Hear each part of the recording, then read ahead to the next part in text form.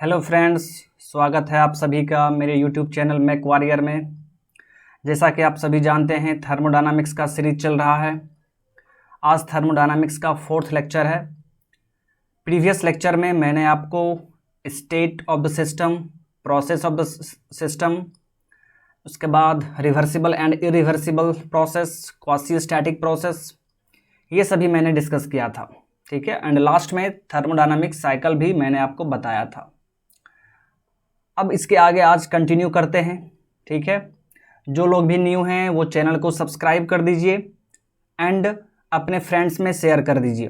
Okay, चलिए तो start किया जाए लेक्चर। सबसे पहले हम लोग देखेंगे गिब्स फेज रूल। तो देखिए, गिब्स फेज रूल क्या है, ध्यान से देखते हैं।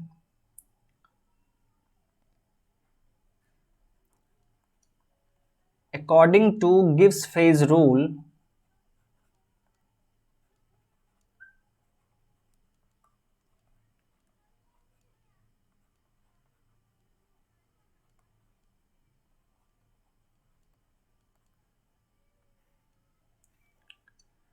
P plus F is equal to C plus 2.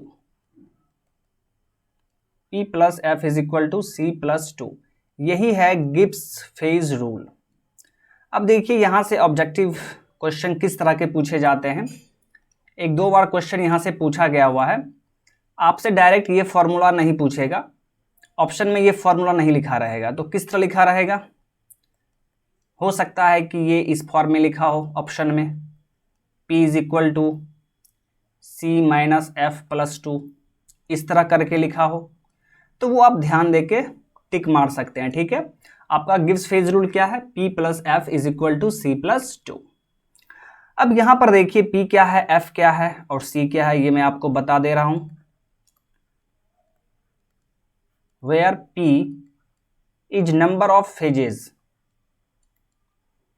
वहां पर कितना फेज प्रेजेंट है सिस्टम में, नंबर ऑफ फेजेस कितना है ये आप काउंट कर लेंगे और यहां पर P के जगह पे वैल्यू पुट कर देंगे।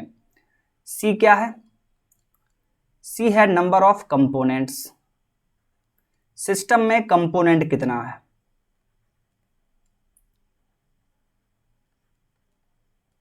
एंड सबसे इंपॉर्टेंट F, आपको यहां से न्यूमेरिकल भी पूछ सकता है डिग्री ऑफ फ्रीडम निकालने के लिए, F निकालने के लिए। ठीक है, तो आप ध्यान देंगे F क्या है, F is degree of freedom.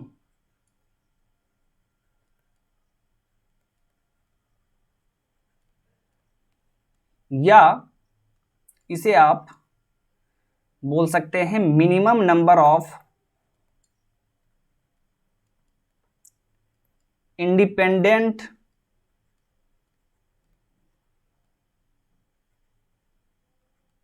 Intensive variables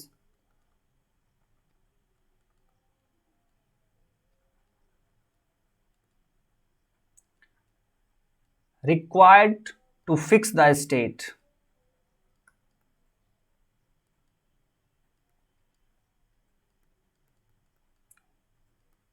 यही है आपका डिग्री ऑफ फ्रीडम। अब इस लाइन का मतलब क्या है, ये कहना क्या चाह रहा है, ये मैं आपको अभी एग्जांपल लेके समझाऊंगा अच्छे से।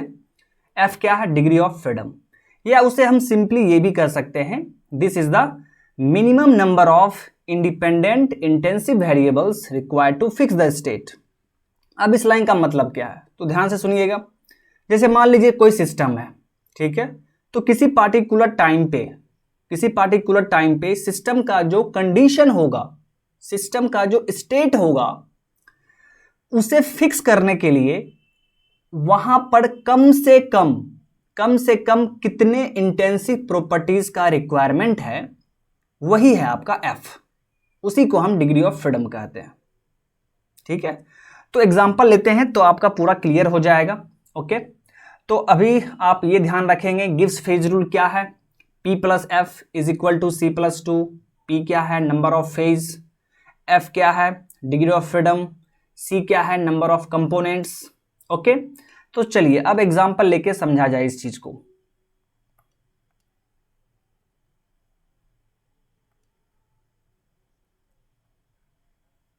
मैं एक सिस्टम ले रहा हूं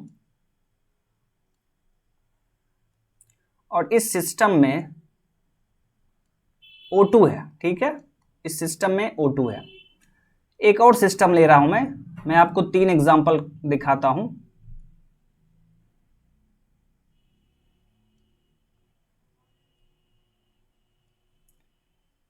वाटर एंड स्टीम। एक और देख लीजिए,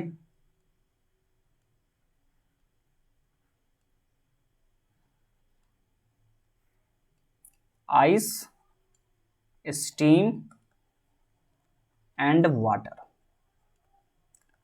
अब इस तीनों सिस्टम का हमें डिग्री ऑफ फ्रीडम निकालना है, तो चलिए देखते हैं। तो सबसे पहले इस फर्स्ट सिस्टम का देखते हैं। यहां पर देखिए, फर्स्ट के लिए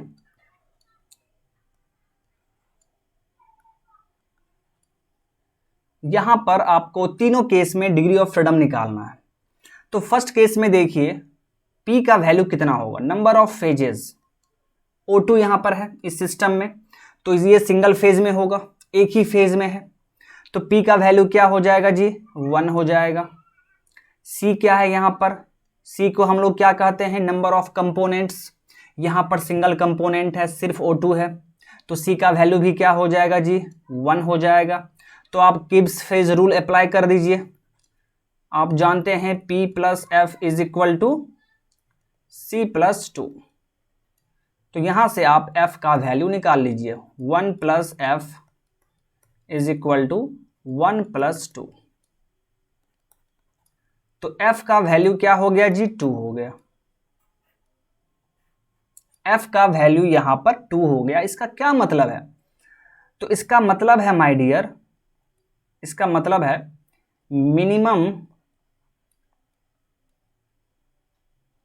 minimum two intensive properties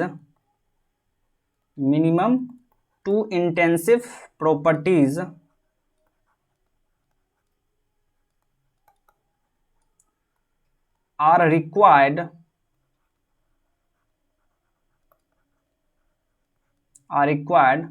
to fix the state of this system।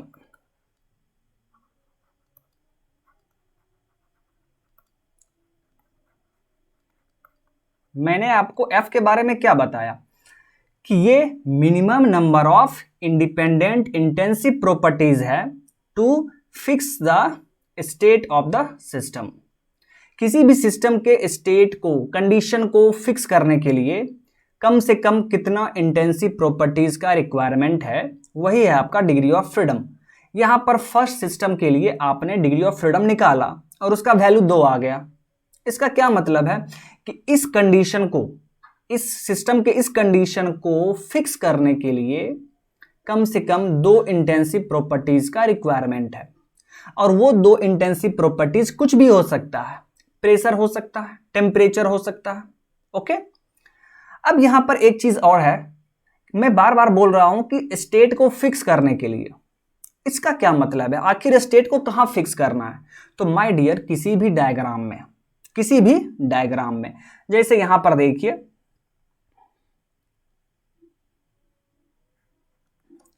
मैं यहीं पे बना दे रहा हूं। जैसे देखिए, मान लीजिए आप पीवी डायग्राम बना रहे हैं, पीवी डायग्राम, और सिस्टम के इस कंडीशन को, अभी जो कंडीशन है उस कंडीशन को यदि आप इस डायग्राम पर फिक्स करना चाहें, स्टेट पॉइंट क्या है, एक पॉइंट होता है जहां जो डायग्राम पे हम फिक्स करेंगे, कहीं पे पुट करेंगे वो पॉइंट। आखिर वो पॉइंट कहां होगा, तो वो किसके हेल्प से निकलेगा मुझे, तो यहां पर 2 प्रॉपर्टीज का रिक्वायरमेंट है। तो फॉर एग्जांपल मान लीजिए प्रेशर एंड टेम्परेचर आपको मालूम है, तो उसी का हेल्प लेके हम लोग इस कंडीशन को डायग्राम पर फिक्स कर देंगे। तो मान लीजिए कि आप फिक्स किए, प्रेशर का कुछ वैल्यू होगा ना उसका, एंड टेम्परेचर का भी कुछ वैल्यू होगा, तो उस दोनों के हेल्प से आपने इस स्टेट को, इस कंडीशन को यहां पर फिक्स कर दिया, यहां पर फिक्स कर दिया। और वहां पर आपको प्रेशर भी मालूम है, टेम्परेचर भी मालूम है, तो आपने सिस्टम के कंडीशन को यहां पर फिक्स कर दिया। यही है my dear degree of freedom का मतलब। आई होप कि आपका क्लियर हो रहा है। चलिए अब सेकेंड में देखते हैं, ध्यान देंगे आप लोग। फर्स्ट फिगर तो हो गया,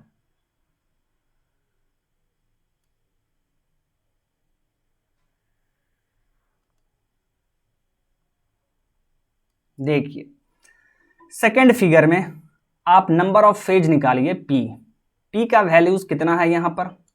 तो आप देख रहे हैं सिस्टम में स्टीम है, वाटर है, इसका मतलब दो फेज है, एक लिक्विड फेज है वाटर, और स्टीम क्या है, गैसियस फेज। तो नंबर ऑफ फेज यहां पर कितना हो गया, तो आप बोलेंगे सर 2 है। सी का वैल्यू यहां पर कितना होगा, नंबर ऑफ कंपोनेंट। तो कंपोनेंट तो माय डियर एक ही है ना, फेज अलग अलग है लेकिन कंपोनेंट तो सिंगल है, वाटर है तो वाटर का ही तो गैसियस फेज स्टीम है। दोनों का दोनों क्या है, H2O है, दोनों H2O है, यानी कंपोनेंट सेम है, एक ही कंपोनेंट है। ओके, तो C इज इक्वल टू क्या लिखेंगे आप, 1। अब आप गिब्स फेज रूल अप्लाई कर दीजिए, P plus F is equal to C plus 2, 2 plus F is equal to 1 plus 2। तो यहां से देखिए आपका F का वैल्यू 1 आ गया। यहां पर डिग्री ऑफ फ्रीडम कितना आ गया, 1। या आप ये बोल सकते हैं कि यहां पर कम से कम एक प्रॉपर्टीज का रिक्वायरमेंट है। कौन सा प्रॉपर्टीज, इंटेंसिव प्रॉपर्टीज। कम से कम एक इंटेंसिव प्रॉपर्टीज का रिक्वायरमेंट है इस स्टेट को फिक्स करने के लिए। सिस्टम का जो अभी कंडीशन होगा किसी पॉइंट ऑफ टाइम में, किसी भी टाइम में सिस्टम का जो कंडीशन होगा उसे डायग्राम पर फिक्स करने के लिए कम से कम एक प्रॉपर्टीज का रिक्वायरमेंट, वो भी इंटेंसिव प्रॉपर्टीज। तो मैं यहां पे लिख दे रहा हूं minimum 1 intensive properties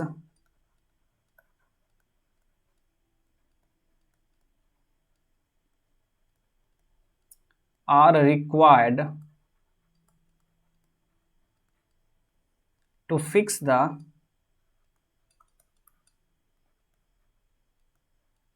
state of this system।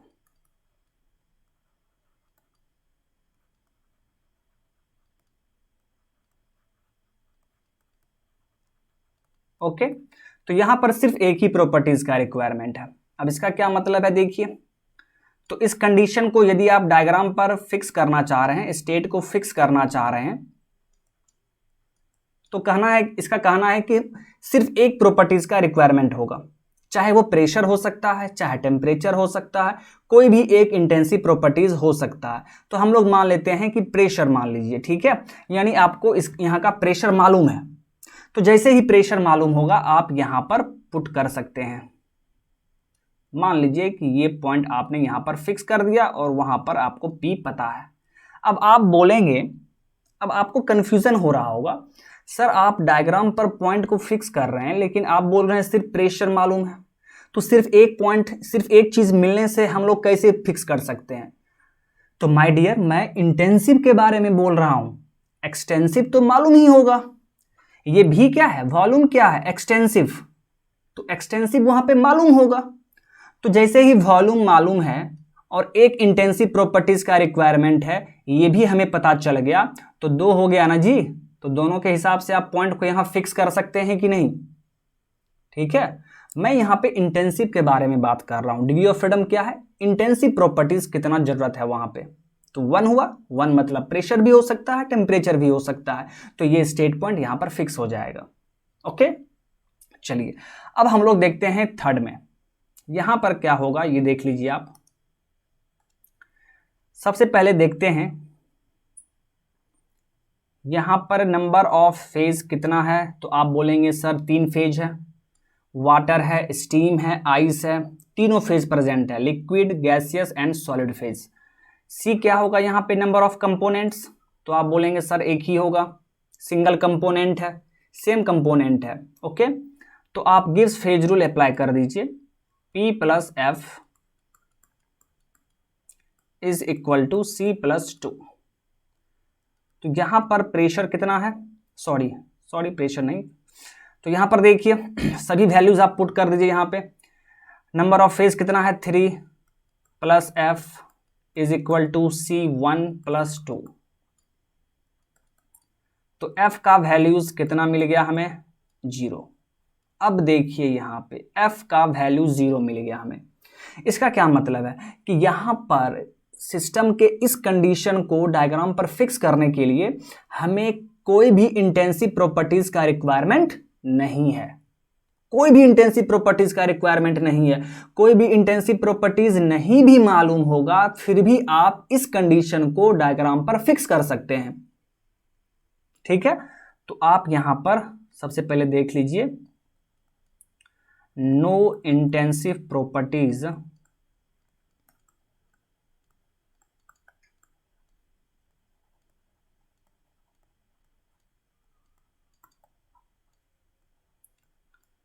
are required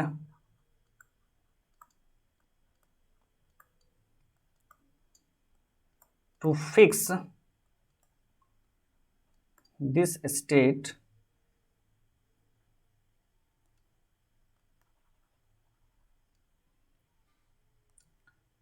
the state of this system.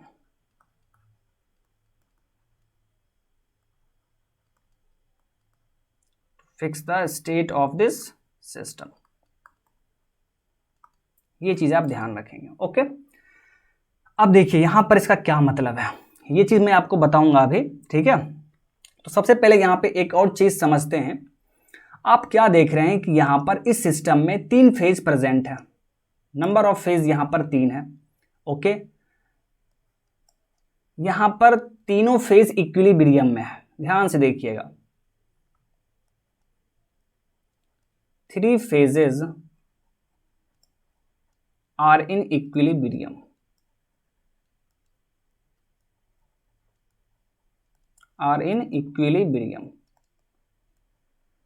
जब भी किसी सिस्टम में किसी भी सब्सटेंस का तीनों फेज इक्विलिब्रियम में एग्जिस्ट कर रहा हो तो उस पॉइंट को हम लोग बोलते हैं ट्रिपल पॉइंट। उसे क्या बोलेंगे हम लोग, ट्रिपल पॉइंट। ठीक है, दैट मीन्स वो आपका ट्रिपल पॉइंट हो गया, ट्रिपल पॉइंट। किसी भी सिस्टम में कोई भी सब्सटेंस है, यदि उसका तीनों फेज प्रेजेंट है, सॉलिड, लिक्विड एंड गैसियस, तीनों फेज इक्विलिब्रियम में एग्जिस्ट कर रहा है, तो उसे हम लोग ट्रिपल पॉइंट कहेंगे। तो यहां पर भी तो वही हो रहा है, वाटर का तीनों फेज इक्विलिब्रियम में है, तीनों फेज प्रेजेंट है, तो हम लोग क्या कहेंगे कि ये ट्रिपल पॉइंट ऑफ वाटर यहां पर होगा। ओके, जैसे ही ट्रिपल पॉइंट वहां पे हुआ तो ट्रिपल पॉइंट के लिए सभी वैल्यूज फिक्स हो जाता है माय डियर, सभी वैल्यूज फिक्स हो जाता है। इसका टेम्परेचर का वैल्यू फिक्स होगा, प्रेशर का वैल्यू फिक्स होगा, स्पेसिफिक वॉल्यूम का वैल्यू फिक्स होगा, तो सभी वैल्यूज फिक्स होता है। वहां पर आपको किसी भी चीज का रिक्वायरमेंट नहीं होगा। जैसे आप बोलते हैं ना कि एटमॉस्फेरिक प्रेशर का वैल्यू 101325 पास्कल है, वो फिक्स है। एटमॉस्फेरिक प्रेशर आपको जैसे ही कोई बोला तो आपके माइंड में आ जाएगा कि हाँ प्रेशर का वैल्यू जितना होगा। ठीक उसी तरह triple point of water, triple point जैसे ही आपसे कोई बोलेगा, ठीक है, तो आपके माइंड में आ जाएगा कि हाँ इसका वैल्यू सब फिक्स होता है। टेम्परेचर का वैल्यूज भी फिक्स होगा, वो चेंज नहीं करेगा। ठीक है, प्रेशर का भी वैल्यूज फिक्स होगा, स्पेसिफिक वॉल्यूम का भी वैल्यूज फिक्स होगा। एक पार्टिकुलर टेम्परेचर और प्रेशर पर ही तीनों फेज प्रेजेंट होगा। अगर टेम्परेचर में थोड़ा सा भी चेंज हो गया तो आपका ट्रिपल पॉइंट एग्जिस्ट नहीं करेगा, मतलब तीनों फेज इक्विलिब्रियम में नहीं रह पाएगा।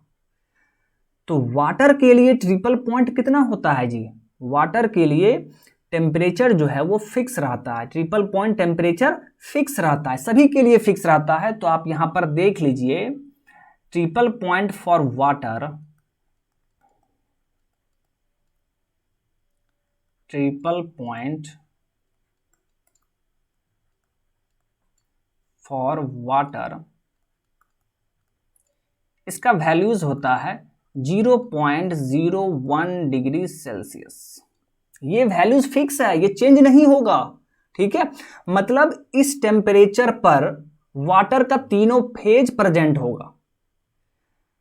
तो इसे आप केल्विन में भी लिख सकते हैं, 273.16 केल्विन, 273.16 केल्विन। ठीक है, तो जैसे ही आपको ट्रिपल पॉइंट एग्जिस्ट कर रहा है, तीनों फेज प्रेजेंट है, तो आप वहां पे ये समझ जाइएगा कि इसका मतलब है कि यहाँ टेम्परेचर, प्रेशर, स्पेसिफिक वॉल्यूम, इस सभी का वैल्यूज फिक्स होगा। मुझे रिक्वायरमेंट नहीं है, किसी भी चीज का रिक्वायरमेंट नहीं होगा, क्योंकि उसका वैल्यूज फिक्स है कि हाँ इतना वैल्यूज होगा इसका। जैसा कि मैंने आपको बताया कि टेम्परेचर का वैल्यूज वाटर के लिए फिक्स है फॉर द ट्रिपल पॉइंट, और वो कितना है 0.01 डिग्री सेल्सियस। तो जब यहां पर सभी वैल्यूज फिक्स है ही, तो मुझे इंटेंसिव प्रॉपर्टीज का रिक्वायरमेंट क्यों होगा? इस कंडीशन को डायग्राम पर फिक्स करने के लिए आपको किसी भी इंटेंसिव प्रॉपर्टीज का रिक्वायरमेंट नहीं होगा, क्योंकि इसका सभी वैल्यूज फिक्स है। ओके, इसीलिए यहां पर डिग्री ऑफ फ्रीडम 0 आ गया माय डियर, 0 आ गया। तो इस चीज को आप ध्यान में रखेंगे, काफी इंपॉर्टेंट चीज है माय डियर, काफी बार यहां से क्वेश्चन पूछा गया हुआ है।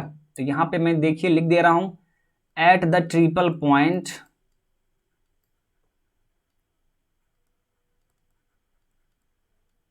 At the triple point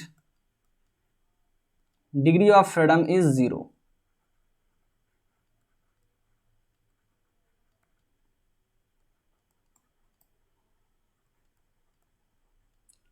triple point पे डिग्री ऑफ फ्रीडम 0 होगा, और ये काफी इंपॉर्टेंट पॉइंट है, ये बहुत से एग्जाम में पूछा गया हुआ है, तो प्लीज आप ध्यान देंगे। ठीक है, तो चलिए, आई होप कि आपको ये चीज बहुत अच्छे से समझ में आ गया होगा। ठीक है, गिब्स फेज रूल क्या है, ठीक है, तो और इसका डायग्राम भी आपको बता दें, सेम उसी तरह का डायग्राम बन जाएगा। ठीक है, कोई भी प्रॉपर्टीज का रिक्वायरमेंट नहीं होगा। ठीक है, तो जो उसका वैल्यूज है उसके करस्पॉन्डिंग आप उसको फिक्स कर दीजिए, किसी भी प्रॉपर्टीज का रिक्वायरमेंट नहीं होगा माय डियर। ओके, चलिए अब इसके आगे मूव किया जाए, प्लीज आप लोग ध्यान देंगे। देखिए, अब है 0th law of thermodynamics. Okay, तो देखिए, मैं यहां पर आपको सब कुछ बताऊंगा, एक एक चीज, आखिर इस लॉ का नाम 0th क्यों पड़ा। ठीक है, ये लॉ है क्या चीज, इससे हमें क्या मिलता है, ठीक है, किस चीज के बारे में हमें यहां से पता चलता है, ये सब चीज हम लोग यहां पर डिस्कस करेंगे। ठीक है, तो चलिए स्टार्ट करते हैं। तो 0th law of thermodynamics, it is basically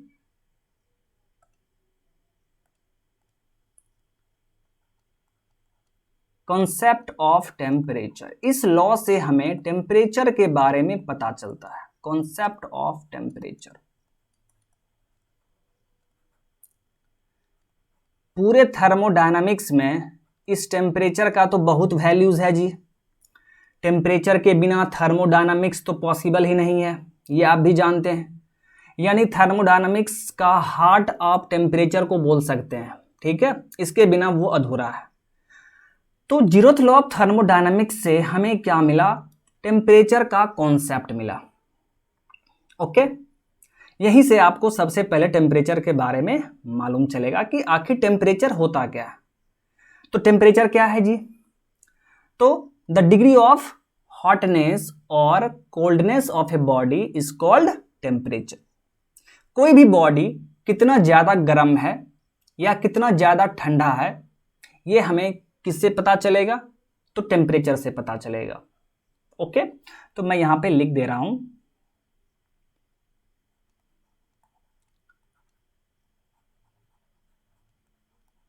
the degree of hotness और coldness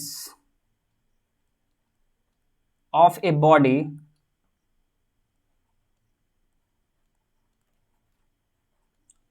is called temperature।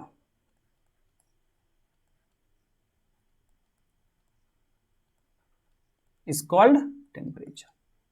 Okay, चलिए अब आइए यहां पे देखते हैं इसका नाम आखिर जीरोथ लॉ ऑफ थर्मोडायनामिक्स क्यों पड़ा। देखिए थर्मोडायनामिक्स में सबसे पहले क्या हुआ, मैं यहां पे आपको लिख के दिखा दे रहा हूं, ठीक है। सबसे पहले फर्स्ट लॉ आया, first law of thermodynamics and second law of thermodynamics. Second law of thermodynamics, thermodynamics को शॉर्ट में मैं इस तरह लिख दे रहा हूं TDS, ठीक है। तो first law and second law of thermodynamics, इसका इन्वेंशन देखिए, इसका इन्वेंशन आपका 1909 में हुआ था। अब इसका एग्जैक्ट ईयर आप नहीं बता सकते हैं। सबसे पहले थ्योरी, सबसे पहले जो थ्योरी आया था वो 1909 में आया था, ठीक है। और जो इसका मेन लॉ है, मेन लॉज जो है वो आपका 1935 के बीच में आया था, ठीक है। ये भी आप ध्यान में रखेंगे, 1935 में आया था।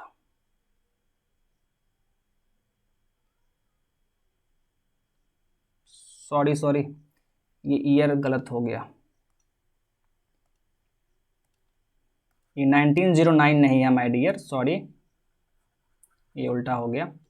ओके, तो first law and second law of thermodynamics जो है ये आपका 1850 में आया था, 1850 में आया था। एक साइंटिस्ट थे क्लॉसियस, क्लॉसियस साइंटिस्ट थे, उन्होंने इसका लॉ दिया था 1850 ईस्वी में। अब यहां पर ध्यान से सुनिएगा, फर्स्ट लॉ आखिर है क्या चीज, तो ये कंजर्वेशन ऑफ एनर्जी है। उसमें आप इंटरनल एनर्जी के बारे में पढ़ेंगे जो कि टेम्परेचर से डायरेक्ट रिलेटेड होता है। सेकेंड लॉ क्या है जी, सेकेंड लॉ में हम लोग हीट इंजन के बारे में पढ़ते हैं, वहां पे हम लोग हीट वगैरह के बारे में पढ़ते हैं कि हीट वर्क में कन्वर्ट हो रहा है, तो वो भी टेम्परेचर से ही रिलेटेड है। तो first law and second law जब डेवलप हुआ उस टाइम टेम्परेचर के बारे में कोई भी साइंटिस्ट ने नहीं बताया था, टेम्परेचर का कॉन्सेप्ट कोई बताए ही नहीं थे, ठीक है। डायरेक्ट इन्होंने क्या किया, first law and second law develop कर दिया बिना टेम्परेचर का कॉन्सेप्ट बताए हुए। ओके, तब क्या हुआ, 1909 में एक साइंटिस्ट हैं फाउलर, इन्होंने क्या किया, एक लॉ बताया, ठीक है, जो कॉन्सेप्ट ऑफ टेम्परेचर बता रहा था, ठीक है, मतलब टेम्परेचर के बारे में वो लॉ बता रहा था। 1909 में फाउलर साइंटिस्ट ने क्या किए, तो इन्होंने टेम्परेचर का कॉन्सेप्ट दिया, ठीक है। तो जब टेम्परेचर का इन्होंने कॉन्सेप्ट दिया, ठीक है, इस लॉ से हमें टेम्परेचर के बारे में पता चलता है, ठीक है। बट ये कब इन्वेंट किए, 1909 में। तो इस लॉ को तो सबसे पहले होना चाहिए था, ठीक है, क्योंकि टेम्परेचर का कॉन्सेप्ट ये लॉ, इस लॉ से हमें मिल रहा है, ठीक है। उसके बाद में ना फर्स्ट लॉ और सेकेंड लॉ होना चाहिए, क्योंकि फर्स्ट लॉ और सेकेंड लॉ टेम्परेचर पे ही डिपेंडेंट है। तो फर्स्ट एंड सेकेंड लॉ इसके बाद होना चाहिए था, ठीक है। लेकिन अब चूंकि फर्स्ट एंड सेकेंड लॉ पहले आ चुका है, ठीक है, और ये लॉ बाद में आया, ठीक है, ये लॉ बाद में आया, तो इसका नाम क्या हो, तब इसका नाम जीरोथ लॉ रखा गया। जीरोथ लॉ मतलब 1 से पहले रखने का मकसद था, ठीक है, कि फर्स्ट लॉ से पहले इसका नाम रखा जाए, क्योंकि पहले टेम्परेचर का कॉन्सेप्ट आएगा तभी तो फर्स्ट लॉ आएगा, सेकेंड लॉ आना चाहिए था। लेकिन ऐसा हुआ नहीं, 1850 ईस्वी में ही क्लॉसियस ने क्या किए, दोनों लॉ का प्रतिपादन कर दिया, ठीक है। बाद में टेम्परेचर का कॉन्सेप्ट हमें मालूम चला। अब चूंकि first and second law temperature पे ही डिपेंडेंट है, तो टेम्परेचर का कॉन्सेप्ट का लॉ जो है वो तो पहले आना चाहिए था। पहले टेम्परेचर का कॉन्सेप्ट बताइए, फिर फर्स्ट लॉ होना चाहिए, फिर सेकेंड लॉ होना चाहिए। तो इसीलिए इस लॉ को क्या रखा गया, फर्स्ट लॉ से पहले रखा गया। तो फर्स्ट लॉ से पहले क्या नाम रखाएगा जी, जीरोथ लॉ नाम रखाएगा। तो ये चीज आप ध्यान में रखिएगा। ओके, चलिए अब देखिए यहां से जीरोथ लॉ ऑफ थर्मोडायनामिक्स का मेन स्टेटमेंट क्या है। वो आप ध्यान से समझिए, बहुत ही आसान है ये चीज।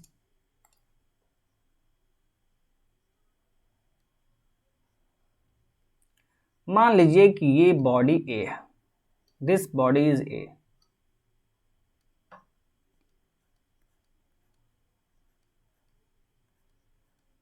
This body is a. यहां पर एक बॉडी इसके कांटेक्ट में लाया गया, ध्यान से देखिएगा, इसके कांटेक्ट में एक दूसरा बॉडी लाया गया और ये बॉडी को आप बी बोल दीजिए, दिस बॉडी इज बी।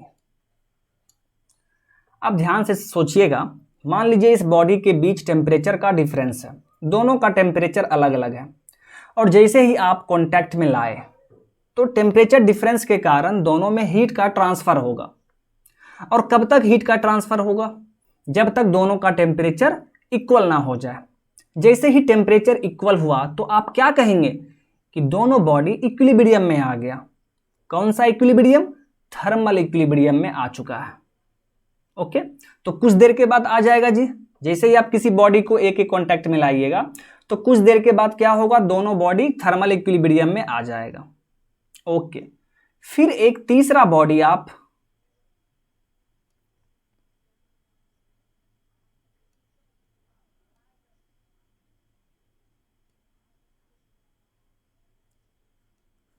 ये ले आइए, इसका नाम रख दीजिए सी।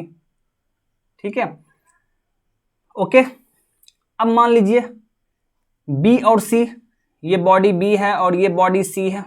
ठीक है, ये बॉडी बी और सी दोनों थर्मल इक्विलिब्रियम में है, ये दोनों थर्मल इक्विलिब्रियम में है, ए और बी थर्मल इक्विलिब्रियम में है। ठीक है, तो क्या होगा, तो आप आसानी से कह सकते हैं कि सर तो बॉडी ए और बॉडी सी दोनों थर्मल इक्विलिब्रियम में होगा। जब बॉडी ए बॉडी बी के साथ थर्मल इक्विलिब्रियम में है, बॉडी बी बॉडी सी के साथ थर्मल इक्विलिब्रियम में है, तो ऑब्वियस सी बात है कि ए और सी क्या होगा, थर्मल इक्विलिब्रियम में होगा। यही है आपका जीरोथ लॉ ऑफ थर्मोडायनामिक्स। ठीक है, अगर a body A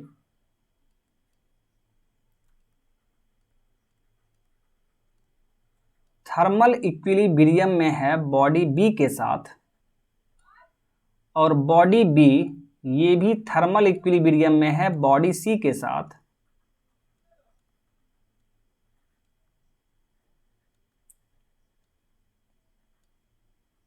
then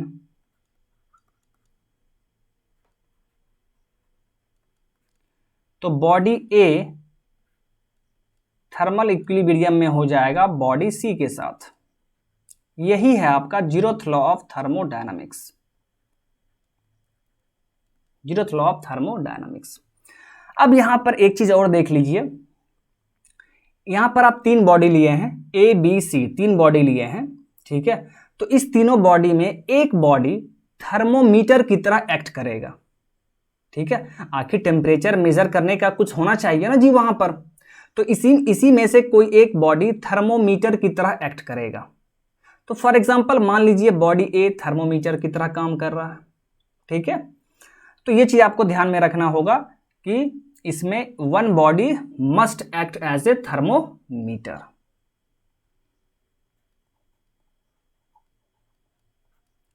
here one body will act as a thermometer.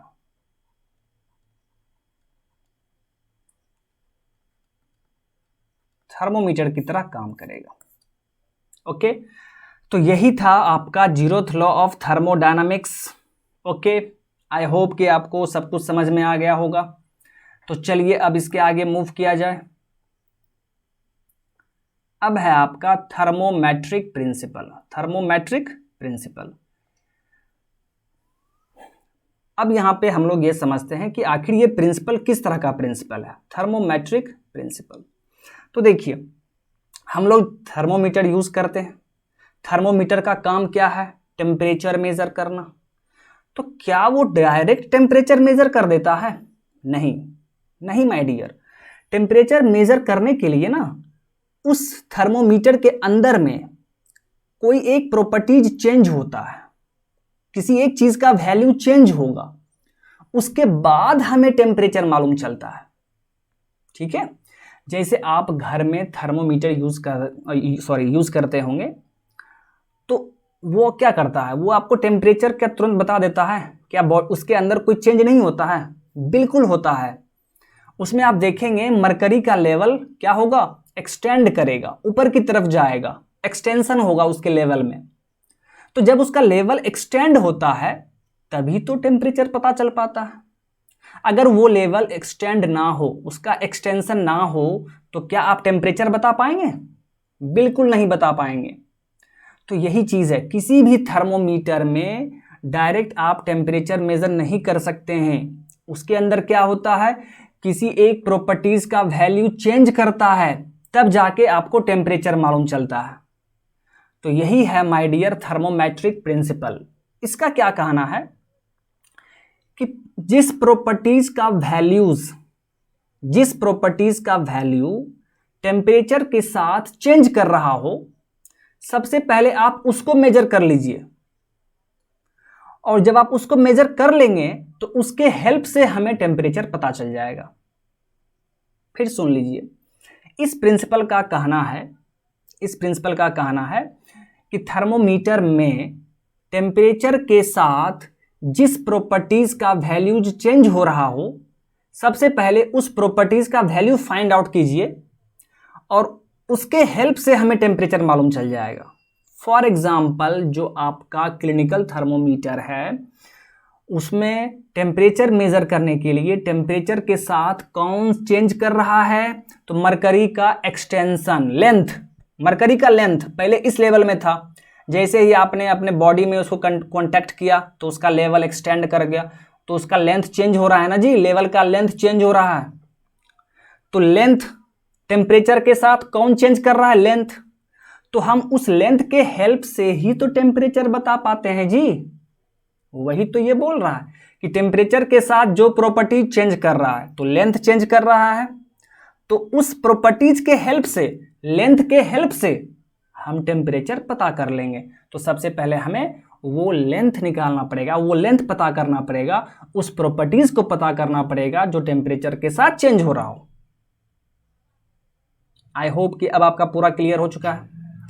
Okay, यही है थर्मोमेट्रिक प्रिंसिपल। और टेम्परेचर के साथ जो प्रॉपर्टीज चेंज कर रहा है, जिसके कारण हमें टेम्परेचर मालूम चल पा रहा है, उस प्रॉपर्टीज को हम लोग थर्मोमेट्रिक प्रॉपर्टी कहते हैं। Thermometric property.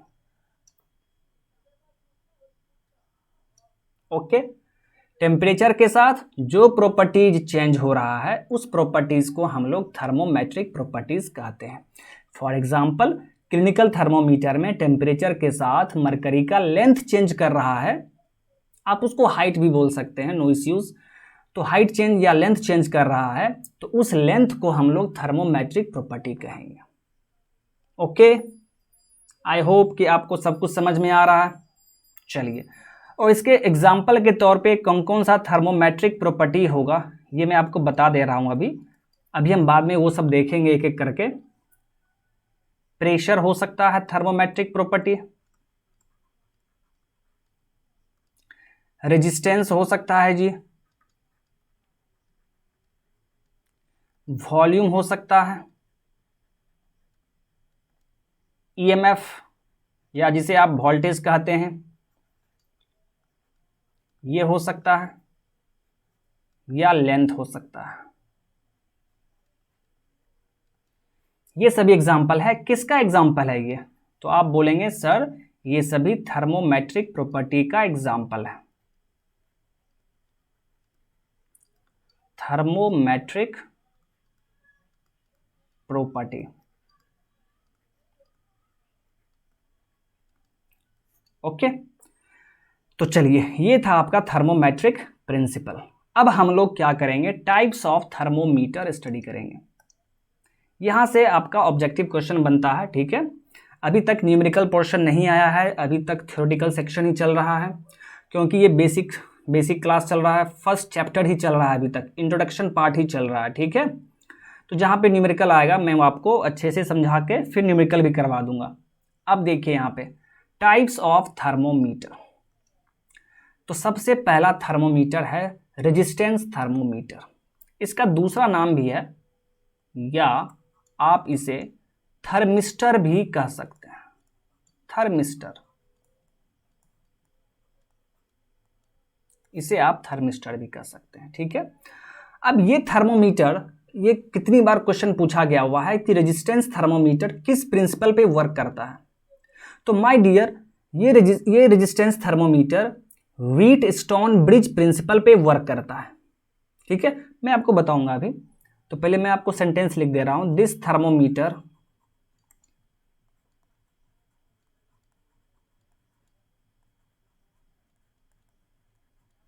thermometer is based on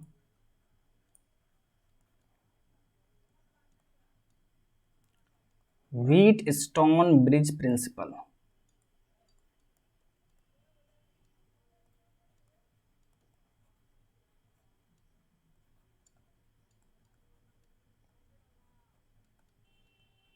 okay, और व्हीटस्टोन ब्रिज प्रिंसिपल आप पढ़ चुके हैं। देखिए यहाँ पे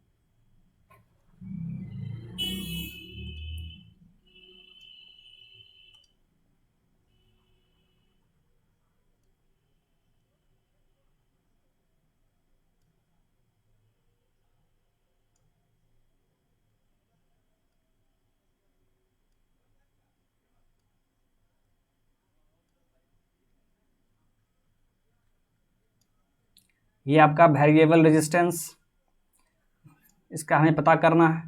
this is P, this is Q, this is R and this is S। और यहाँ पे क्या कनेक्ट रहता है जी, गैल्वेनोमीटर, गैल्वेनोमीटर, ठीक है। तो व्हीटस्टोन ब्रिज प्रिंसिपल का क्या कहना है, when the current flowing through the current flowing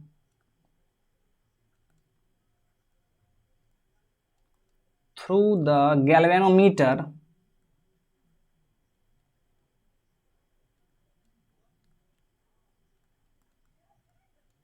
is 0। जब गैल्वेनोमीटर से कोई भी करंट फ्लो नहीं करेगा तो क्या होगा जी, तो P/Q इज इक्वल टू आप क्या लिखेंगे, R/S। ये सभी आप लोग पढ़ चुके होंगे, व्हीटस्टोन ब्रिज प्रिंसिपल ये सब आप पढ़ चुके हैं इंटरमीडिएट में, ठीक है। यही है आपका व्हीटस्टोन ब्रिज प्रिंसिपल। इसी प्रिंसिपल पर रेजिस्टेंस थर्मोमीटर वर्क करता है, ओके। अब यहां से देखिए, तो यहां पर आपको ध्यान देना है कि ये जो वायर यूज हो रहा है यहाँ पे व्हीटस्टोन ब्रिज में, जो वायर यूज हो रहा है वो आपका प्लेटिनम वायर है। वायर यूज्ड, कौन सा वायर यूज हो रहा है जी, प्लेटिनम वायर,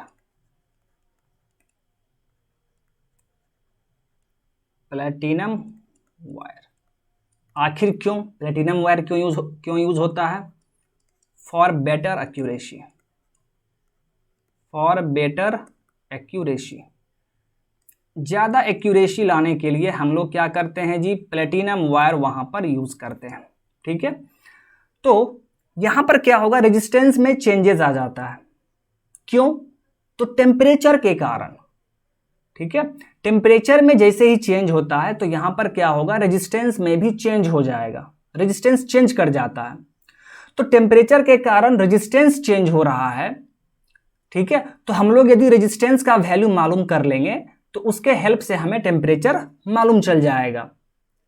तो टेम्परेचर के साथ कौन सा प्रॉपर्टीज चेंज हो रहा है यहाँ पर, रेजिस्टेंस। तो रेजिस्टेंस को ही हम लोग थर्मोमेट्रिक प्रॉपर्टी कहेंगे। मैंने आपको बताया है कि टेम्परेचर के साथ जो प्रॉपर्टीज का वैल्यू चेंज हो उसे हम लोग थर्मोमेट्रिक प्रॉपर्टी कहते हैं। तो यहाँ पर टेम्परेचर के साथ रेजिस्टेंस चेंज करता है, इसीलिए रेजिस्टेंस थर्मोमीटर के लिए थर्मोमेट्रिक प्रॉपर्टी रेजिस्टेंस होता है, ओके। कैसे ये भी देख लीजिए। तो यहाँ पे आप एक फॉर्मूला भी पढ़े होंगे, R T is equal to R naught 1 plus alpha T plus beta T square. ये तो आप पढ़े ही होंगे। यहां से भी आप देख सकते हैं, देखिए ये अल्फा और बीटा क्या है जी, कॉफिशिएंट है। अल्फा बीटा आपका कॉफिशिएंट है। आर नॉट क्या है, resistance at 0 degree Celsius, resistance at 0 degree Celsius.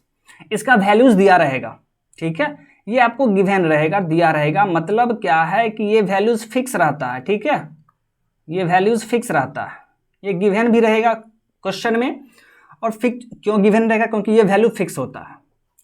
R T क्या है, आर टी ये है resistance at T degree Celsius.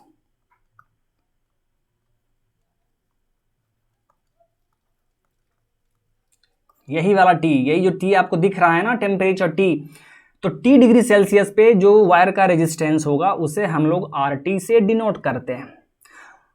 तो इस फॉर्मूला के हेल्प से आपको रेजिस्टेंस मालूम चल जाएगा। ध्यान से सुनिएगा, आर नोट तो हमें पता होगा और इस फॉर्मूला से हमें अननोन रेजिस्टेंस मालूम चल जाएगा। वो कौन सा रेजिस्टेंस होगा, तो आप बोलेंगे सर आर टी होगा।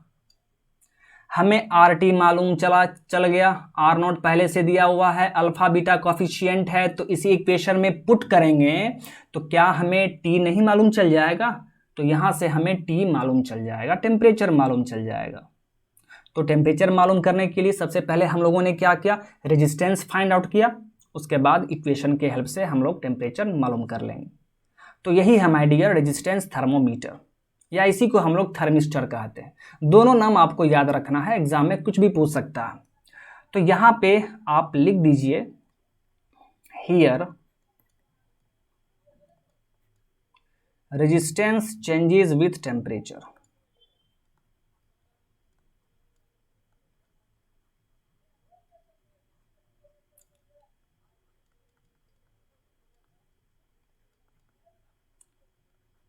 सो रेजिस्टेंस को हम लोग क्या कहेंगे, सो थर्मोमेट्रिक प्रॉपर्टी आपका क्या हो गया, थर्मोमेट्रिक प्रॉपर्टी,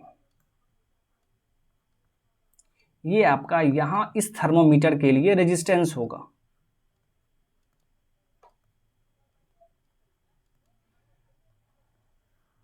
यानी पहला थर्मोमीटर जो आप लोग पढ़ लिए रेजिस्टेंस थर्मोमीटर या थर्मिस्टर, उसके लिए थर्मोमेट्रिक प्रॉपर्टी क्या होगा जी, रेजिस्टेंस होगा। तो मैंने उस तरफ एग्जांपल में आपको बताया था ना रेजिस्टेंस, ठीक है। तो ये हो गया आपका पहला थर्मोमीटर, रेजिस्टेंस थर्मोमीटर। ओके, चलिए अब इसके आगे हम लोग बढ़ते हैं। अब देखिए थर्मोकपल, ठीक है। अब ये थर्मोकपल क्या है, इसको समझिए। थर्मोकपल एक थर्मोमीटर है, ये सीबेक इफेक्ट पर बेस्ड होता है। सीबेक इफेक्ट के प्रिंसिपल पे ये वर्क करता है। और सीबेक इफेक्ट क्या है, ध्यान से सुनिएगा। मान लीजिए आपके पास दो डिसिमिलर मेटल है, एक मेटल ये हो गया और एक मेटल आपका ये हो गया। दो डिसिमिलर मेटल है आपके पास, ठीक है। तो इस दोनों डिसिमिलर मेटल को हम क्या करेंगे, एंड टू एंड, मतलब उसका जो लास्ट छोर है ना, दोनों का जो लास्ट छोर है, दोनों को लास्ट छोर पे कनेक्ट कर देंगे, मतलब एंड टू एंड कनेक्ट कर देंगे। मतलब इसका एंड को, यानी इसके एंड को किससे कनेक्ट करेंगे, तो पहला मेटल के एंड से कनेक्ट कर देंगे।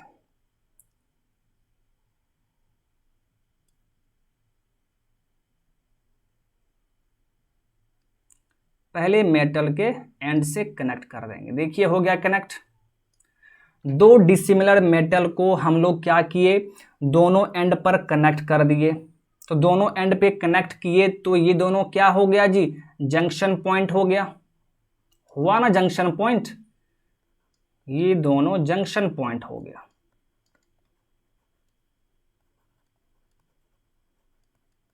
ओके, जैसे ही हम लोग कनेक्ट किए, दो डिसिमिलर मेटल लिए, दोनों को एंड टू एंड कनेक्ट कर दिए।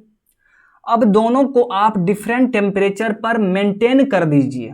इसका क्या मतलब है, इस पहला जंक्शन पॉइंट को मान लीजिए T1 टेम्परेचर पे, T1 टेम्परेचर दे दीजिए, उसको T1 टेम्परेचर ला दीजिए, एंड दूसरा जंक्शन पॉइंट को मान लीजिए T2 टेम्परेचर पे ले आइए। और यहां पर T2 क्या है, ज्यादा है T1 से, मान लेते हैं T2 is greater than T1। तो जैसे ही आप दो डिसिमिलर मेटल को एंड टू एंड कनेक्ट करके दोनों के जंक्शन पॉइंट को डिफरेंट टेम्परेचर पे मेंटेन कर रहे हैं, ठीक है, तो वहां पर क्या होगा, ईएमएफ या वोल्टेज का जनरेशन होगा, ईएमएफ और वोल्टेज जनरेट हो जाएगा। ईएमएफ और वोल्टेज जनरेट हो रहा है, क्यों हो रहा है, क्योंकि आपने डिफरेंट टेम्परेचर पे मेंटेन किया है। यदि आप सेम टेम्परेचर पे मेंटेन कर देंगे तो वहां पर ईएमएफ और वोल्टेज जनरेट नहीं होगा, डिफरेंट टेम्परेचर पे मेंटेन करना है। तो डिफरेंट टेम्परेचर पे देखिए मेंटेन्ड है, तो यहां पर क्या होगा, ईएमएफ या वोल्टेज का जनरेशन होगा। और ये ईएमएफ या वोल्टेज जो होता है, ईएमएफ और वोल्टेज ये डायरेक्टली प्रोपोर्शनल होता है temperature difference, temperature difference between two junctions. दोनों जंक्शन के बीच जो टेम्परेचर डिफरेंस है ना जी, जितना टेम्परेचर डिफरेंस होगा उसी के प्रोपोर्शनल होगा। इसका क्या मतलब है, जितना ज्यादा टेम्परेचर डिफरेंस होगा उतना वोल्टेज ज्यादा जनरेट होगा। यदि टेम्परेचर डिफरेंस दोनों के बीच में कम है तो वोल्टेज कम जनरेट होगा, टेम्परेचर डिफरेंस ज्यादा है तो ज्यादा वोल्टेज जनरेट होगा। तो मैं यहां पे लिख दे रहा हूं, टेम्परेचर डिफरेंस यदि ज्यादा होगा तो वोल्टेज भी ज्यादा होगा।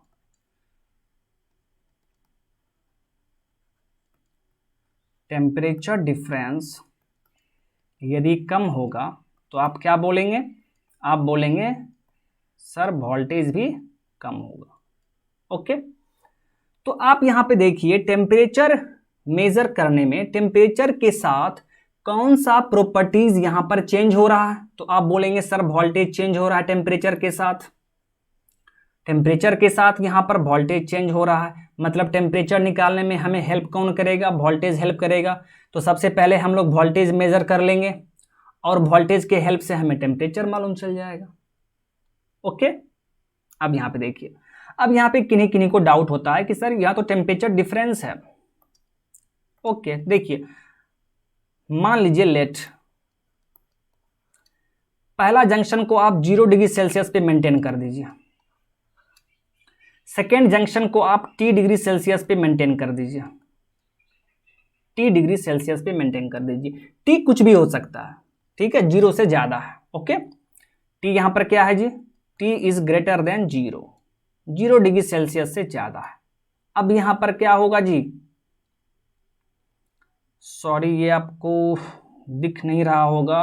ओके, मैं दूसरी जगह लिख दे रहा हूं इस चीज को।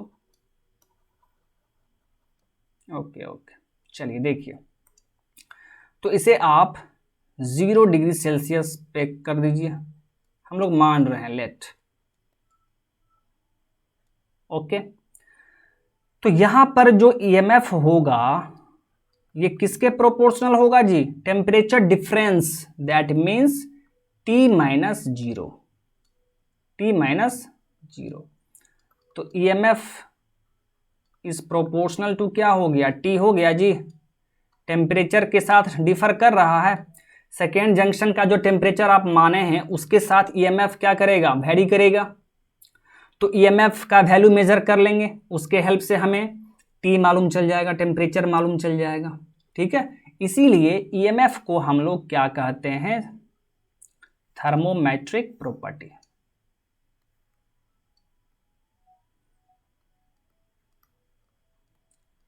Here EMF changes with temperature,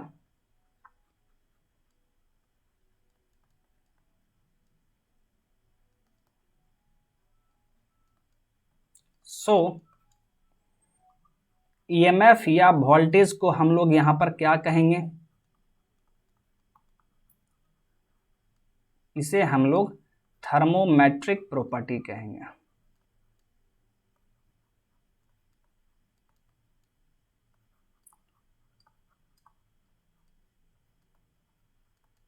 ये चीज आप ध्यान रखें, काफी इंपॉर्टेंट है ये सभी चीज। आपसे पूछ देगा कि बताइए थर्मोकपल में थर्मोमेट्रिक प्रॉपर्टी क्या होता है, आप बोल देंगे ईएमएफ। फिर आपसे पूछ सकता है कि थर्मोकपल किस प्रिंसिपल पे बेस्ड होता है, तो आपको याद रखना है सीबेक इफेक्ट पर बेस्ड होता है, सीबेक इफेक्ट पर ये काम करता है।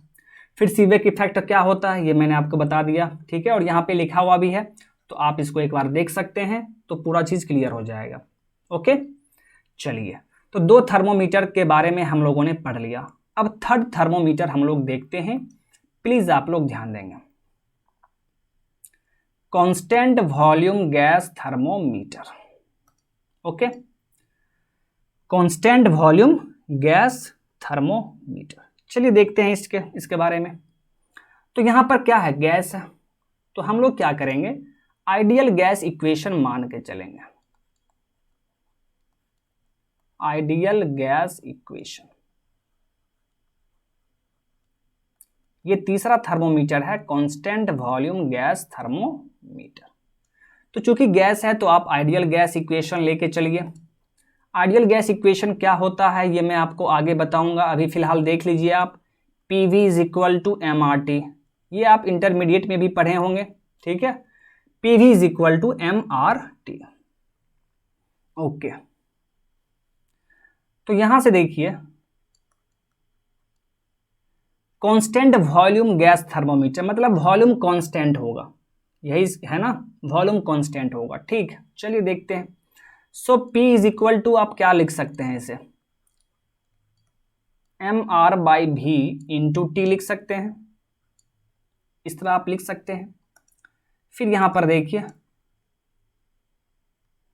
ये पूरा टर्म जो है, मास तो कांस्टेंट है ही, किसी भी सिस्टम में मास कांस्टेंट होगा ना। आर क्या है, कैरेक्टरिस्टिक गैस कांस्टेंट, ये भी कांस्टेंट है। और वॉल्यूम के बारे में आपको यहां पर तो बोल ही रहा है कि वॉल्यूम कांस्टेंट है, कांस्टेंट वॉल्यूम गैस थर्मोमीटर है जी, तो वॉल्यूम तो कांस्टेंट होगा ही, तो भी बेचारा कांस्टेंट है। यानी ये पूरा टर्म MR/V, ये पूरा टर्म क्या हो गया, कांस्टेंट हो गया। यानी P बराबर क्या हो गया, कांस्टेंट। आप C लिख दीजिए, C इंटू टी। C क्या है, कांस्टेंट। तो यहां से आप क्या लिख सकते हैं, इसका मतलब है कि P is directly proportional to temperature, यही लिखेंगे ना आप जी। इसका मतलब है कि P is directly proportional to temperature. Directly proportional है, इसका क्या मतलब है, इसका मतलब है यदि टेम्परेचर बढ़ेगा तो प्रेशर भी बढ़ जाएगा जी, और यदि टेम्परेचर डिक्रीज करेगा तो प्रेशर भी डिक्रीज हो जाएगा, क्योंकि दोनों डायरेक्टली प्रोपोर्शनल है। अब आप यहां पर खुद देख रहे हैं कि टेम्परेचर के साथ कौन सा प्रॉपर्टीज चेंज कर रहा है, तो आप बोलेंगे सर प्रेशर चेंज हो रहा है, टेम्परेचर के साथ प्रेशर चेंज कर रहा है। इसका मतलब कांस्टेंट वॉल्यूम गैस थर्मोमीटर के लिए प्रेशर थर्मोमेट्रिक प्रॉपर्टी होगा कि नहीं जी। चलिए, तो यहां पे देख लीजिए,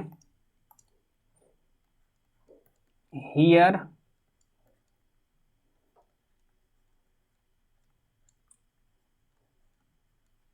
pressure changes with temperature, so तो प्रेशर को हम लोग क्या कह देंगे,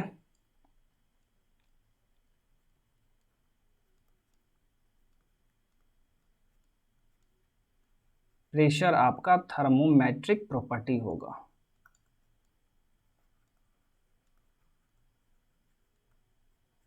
तो इसे आपको याद रखना है। कांस्टेंट वॉल्यूम गैस थर्मोमीटर के लिए प्रेशर थर्मोमेट्रिक प्रॉपर्टी होगा। अब आपको धीरे धीरे याद आ रहा होगा कि जहां पे मैंने आपको थर्मोमेट्रिक प्रिंसिपल बताया था, वहां पे थर्मोमेट्रिक प्रॉपर्टी के बारे में भी मैंने डिस्कस किया था और वहां पे मैंने एग्जांपल भी लिया था उसका। तो उसमें आपने देखा होगा प्रेशर भी एग्जांपल में था।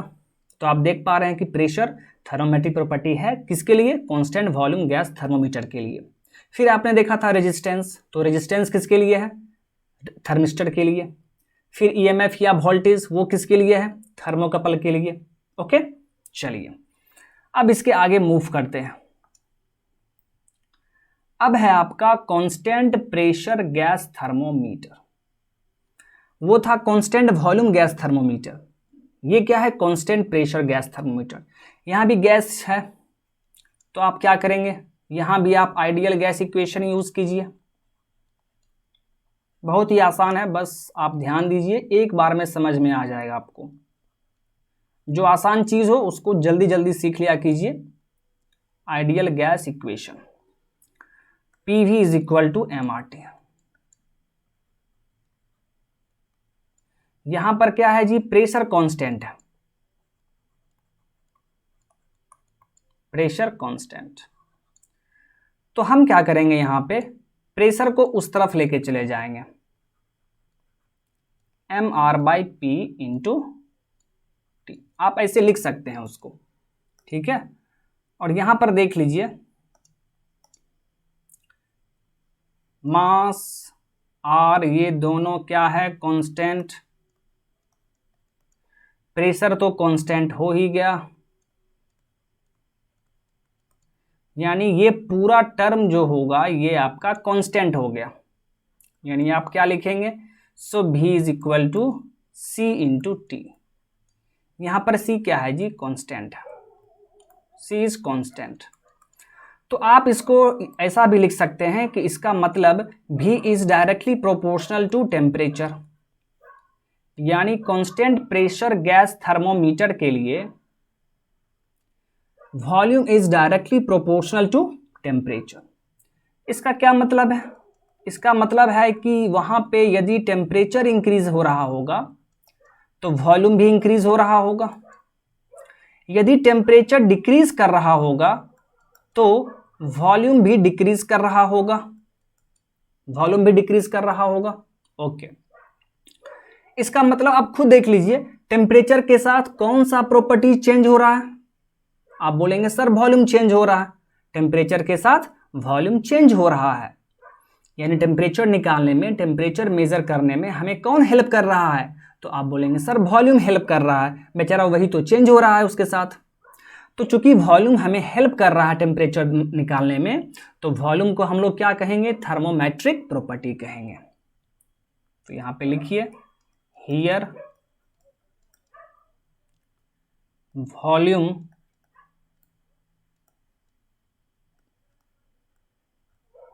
changes with temperature।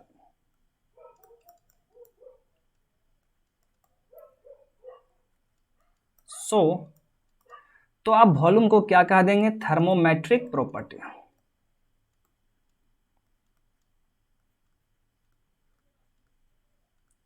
Volume is thermometric property. तो इसे आप याद रखेंगे। अभी तक मैंने आपको 4 थर्मोमीटर के बारे में बताया है और चारों का थर्मोमेट्रिक प्रॉपर्टी भी मैंने आपको बताया। तो चारों का थर्मोमेट्रिक प्रॉपर्टी क्या होता है ये आपको याद रखना है, डायरेक्ट यहां से थ्योरेटिकल क्वेश्चन पूछा जाता है, तो ये आपको याद रखना है। ओके, तो कांस्टेंट प्रेशर गैस थर्मोमीटर के लिए वॉल्यूम आपका थर्मोमेट्रिक प्रॉपर्टी होगा। ओके, चलिए अब एक और थर्मोमीटर है, लास्ट थर्मोमीटर, वो हम लोग डिस्कस करते हैं, liquid in glass thermometer. Liquid in glass thermometer ये वही है जो आप घर में यूज करते आ रहे हैं। आजकल तो घर में डिजिटल भी आ गया है, लेकिन डिजिटल आने से पहले जो आप यूज़ करते हैं वो यही वाला है, लिक्विड इन ग्लास थर्मोमीटर, या आप इसको सिंपली बोल सकते हैं मरकरी इन ग्लास थर्मोमीटर, या आप इसको मरकरी इन ग्लास थर्मोमीटर भी कह सकते हैं।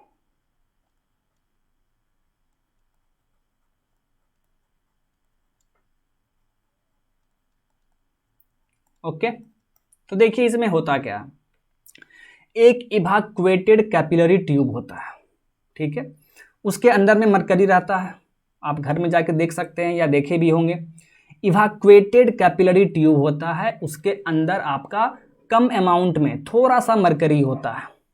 और जैसे ही आप इस थर्मोमीटर को यूज़ करते हैं टेम्परेचर मेज़र करने के लिए, तो वहाँ पे मरकरी का लेवल एक्सटेंड होता है, राइज करता है। पहले लेवल मान लीजिए ये वाला है, जैसे ही आपने यूज़ किया तो मरकरी का लेवल राइज हो जाएगा।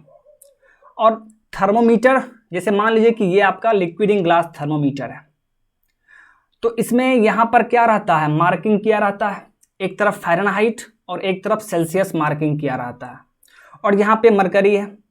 जैसे ही आप इस थर्मोमीटर का यूज़ करेंगे, ये मरकरी का लेवल राइज कर जाएगा। तो राइज करके मान लीजिए यहाँ पे आ गया, यहाँ पर आ गया, तो जो इसका लेवल है ना, तो इस लेवल के हिसाब से यहाँ पे देख लेंगे, यहीं पे देख लेंगे कि क्या मार्किंग है, कितना फ़ारेनहाइट टेम्परेचर वहाँ पे मार्क किया हुआ है, वही उसका टेम्परेचर हो गया। तो टेम्परेचर मेजर करने में आपको हेल्प कौन कर रहा है, ये मरकरी का राइज, मरकरी का एक्सटेंशन। अगर ये एक्सटेंशन नहीं होता तो टेम्परेचर आप मेजर नहीं कर पाते, टेम्परेचर आप बता नहीं पाते। इसीलिए इसी लेंथ को हम लोग थर्मोमेट्रिक प्रॉपर्टी कहेंगे।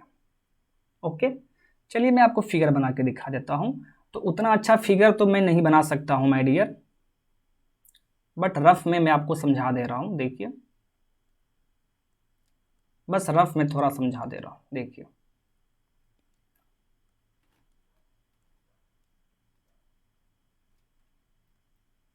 मान लीजिए कि ये आपका है, बहुत घटिया फिगर है, छोड़िए इसको, ठीक।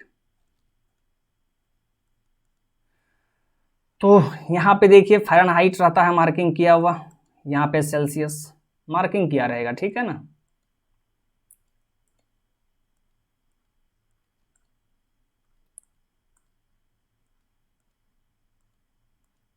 ओके, अब इसके अंदर क्या रहेगा, मरकरी है, इसके अंदर आपका मरकरी है, मान लीजिए यहाँ तक है, कहीं मरकरी है। जैसे ही आपने इसका यूज़ किया तो मरकरी का लेवल मान लीजिए राइज करके यहाँ तक आ गया, मरकरी का लेवल राइज करके, यानी ये लेवल राइज किया, इतना राइज कर गया। तो इनिशियल लेवल ये था, इनिशियल लेवल ये है, फाइनल लेवल ये है। तो ये राइज किया ना, राइज किया तभी तो ये यहाँ पहुँचा है, और यहाँ पे फिर ये मार्किंग देख के हम लोग टेम्परेचर आसानी से बता सकते हैं, ठीक है। अगर ये राइज नहीं करता, मरकरी का लेवल यहीं पे रहता, तो ये टेम्परेचर को बताता ही नहीं, तो टेम्परेचर आप बता नहीं पाते। तो ये राइज किया है, ठीक है, मरकरी का लेवल राइज किया, आप उसी को एक्सटेंशन भी कह सकते हैं, एक्सटेंड किया, एक्सटेंशन।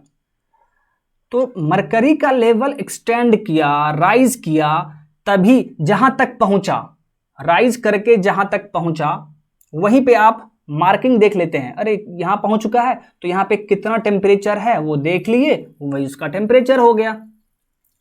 तो राइज किया तभी ना जी, तो टेम्परेचर मेजर करने में कौन हेल्प कर रहा है हमें, राइज हेल्प कर रहा है, मरकरी जो राइज किया है ना वो हेल्प कर रहा है हमें। यानी राइज को आप क्या लिखेंगे, लेंथ, ठीक है। ये जो लेंथ है, ये जो लेंथ है ना जी, ये जो लेंथ है, ये लेंथ आपको हेल्प कर रहा है। तो लेंथ यहां पे क्या हो गया, थर्मोमेट्रिक प्रॉपर्टी। ओके, तो यहां पे चलिए मैं आपको पॉइंट लिख रहा हूं,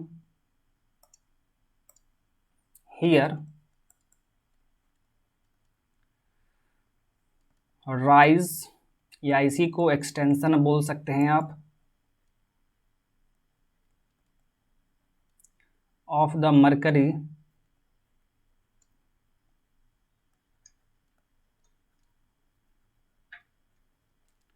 changes with temperature. Changes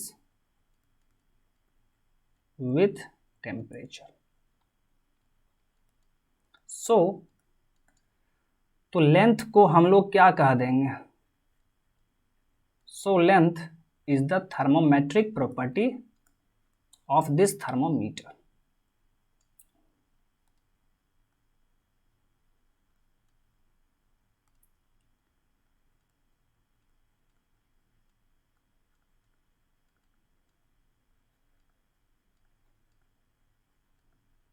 ये हो गया। अब यहां पर देखिए, ये तो हो गया। अगर एग्जाम में ये थर्मोमीटर पूछता है आपसे तो आप डायरेक्ट क्या बोलेंगे कि लेंथ यहां पर थर्मोमेट्रिक प्रॉपर्टी होगा। लेकिन किसी किसी क्वेश्चन में एक जगह ऐसा क्वेश्चन पूछा गया था कि लिक्विड इन ग्लास थर्मोमीटर के लिए थर्मोमेट्रिक प्रॉपर्टी क्या होगा, बट ऑप्शन में लेंथ भी नहीं दिया हुआ है, राइज भी नहीं दिया हुआ है, एक्सटेंशन भी नहीं दिया हुआ है, नहीं दिया हुआ था। तब आप क्या टिक करोगे, ये आप देख लीजिए। अगर लेंथ नहीं दिया हुआ है तो आप लेंथ के जगह एक चीज सोचिए। अगर ध्यान से देखिएगा माय डियर, अगर मरकरी यहां तक राइज करता, यहां तक राइज करता, तब आप बोलते कि सर ये वाला लेंथ राइज किया है, ये वाला लेंथ राइज किया है।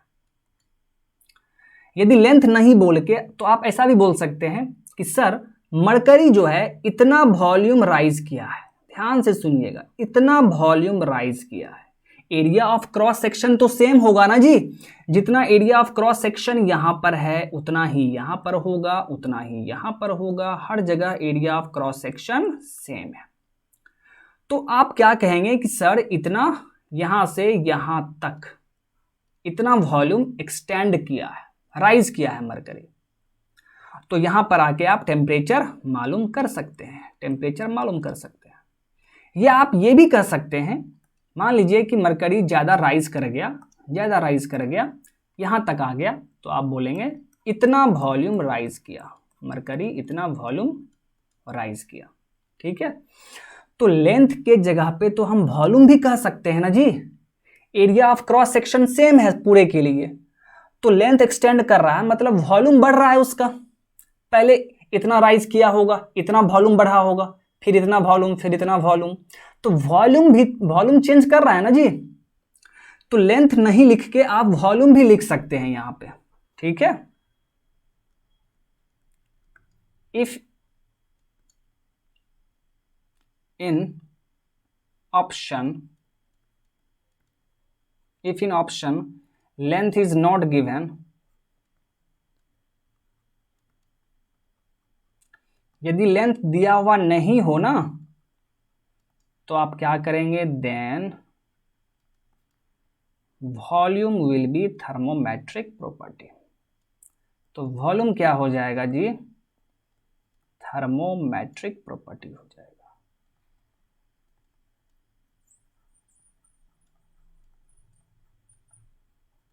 ओके, तो इस चीज को आप ध्यान में रखेंगे। ओके माय डियर, तो ये था आपका लिक्विड इन ग्लास थर्मोमीटर, और ये 5वां थर्मोमीटर था। ठीक है, 5वां थर्मोमीटर था ये। 5 तरह का थर्मोमीटर होता है। ठीक है, जो कि हम लोगों ने पांचों पढ़ लिया। पांचों का थर्मोमेट्रिक प्रॉपर्टी आपको याद रखना है। ठीक है, और वही आपको एग्जाम में पूछा जाएगा।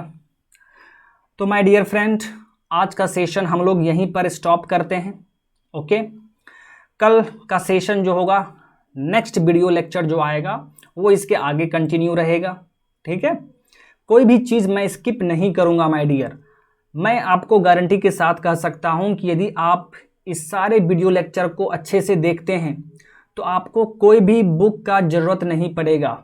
ठीक है, आप किसी भी एग्ज़ाम में बैठ के एग्ज़ाम दे सकते हैं, अच्छे मार्क्स आप ला सकते हैं। ठीक है, तो आपको बुक पढ़ने की ज़रूरत नहीं पड़ेगी। मैं यहीं पे आपको सारा प्रीवियस ईयर क्वेश्चंस भी सॉल्व करवा दूंगा।